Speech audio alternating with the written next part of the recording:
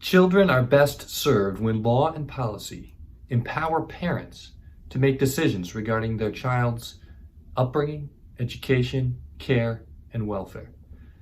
Hi, I'm Dan Beasley. I'm a staff attorney with HSLDA, and that's why I'm a parental rights advocate. It turns out more than 93% of Americans agree that in general, parents have the constitutional right to make decisions for their children without government interference, unless there's proof of abuse or neglect.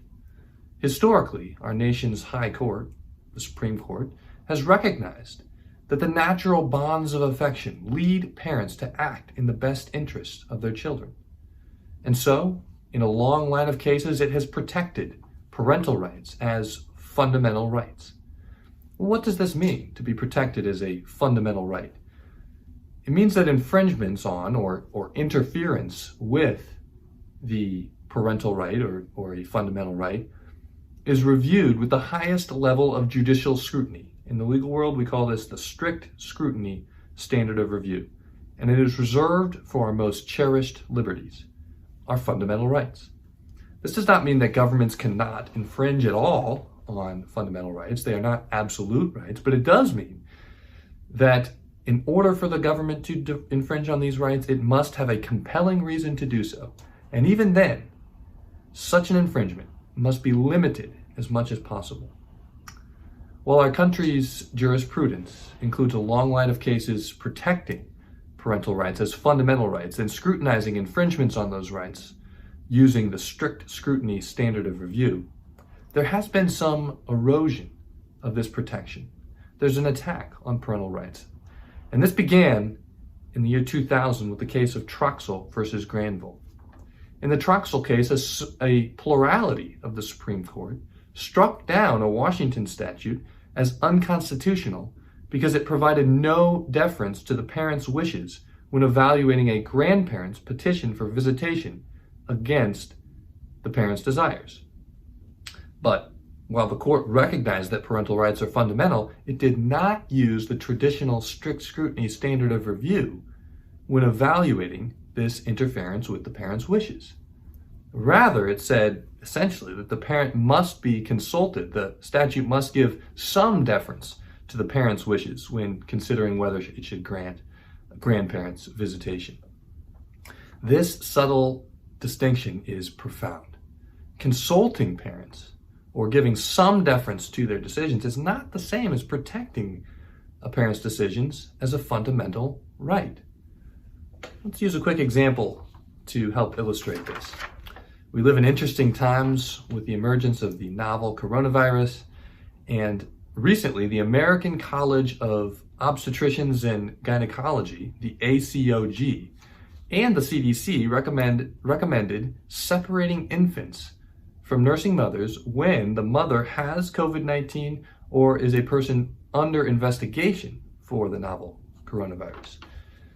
The separation duration would vary depending on the situation from 72 hours up to 7 days, or even in some cases up to 2 weeks. And a USA Today article that reported on this policy indicated that it is not known if pregnant women are more likely to get sick from the virus or what, if any, risk infants face if their mom has COVID-19. Importantly, the World Health Organization does not support this recommendation. They instead recommend supporting mothers who wish to breastfeed their newborn children, and also supporting healthy skin-to-skin contact between mom and baby. So, what happens if a mother under investigation for COVID-19, so perhaps a test is pending, doesn't want to follow that recommendation because they believe it's best for their child to stay with them, to be nursed and loved on right next to their mother? And maybe the mother believes that it's harmful, as we know it is, for children to be separated from their parents, from newborns to be separated from their mothers. Well, the guidance, which some Pennsylvania hospitals are following, suggests that parents should be consulted when making a decision about separating the infant from the mother who may have COVID-19. But it does not reflect the strong protection courts have historically given to parental rights, to parental decisions regarding caring for their child prior to the Troxel decision. See, the recommendation says parents should be consulted, but it's not clear as to whether the parent gets the final say, absent allegations or credible proof of abuse or neglect. Again, we're talking about a fit parent whose natural bonds of affection lead them or guide them to act and make decisions in their child's best interests. And that's why Pennsylvania legislators should support House Bill 508. House Bill 508 does two things. First, it makes it clear that that Pennsylvania believes the liberty of parents to make decisions regarding the upbringing, education, care, and welfare of their child is a fundamental right.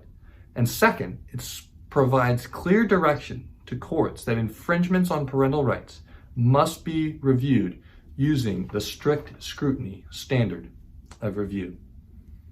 In addition to providing this clear direction on both the liberty of parents to direct the education, upbringing, care, and welfare of their child as being a fundamental right, and providing the strict scrutiny standard of review, this also will prevent future legislative and policy infringements, even unintentional infringements on parental rights, and it provides a firm foundation for further reform, more specific reform, to protect and advance parental rights.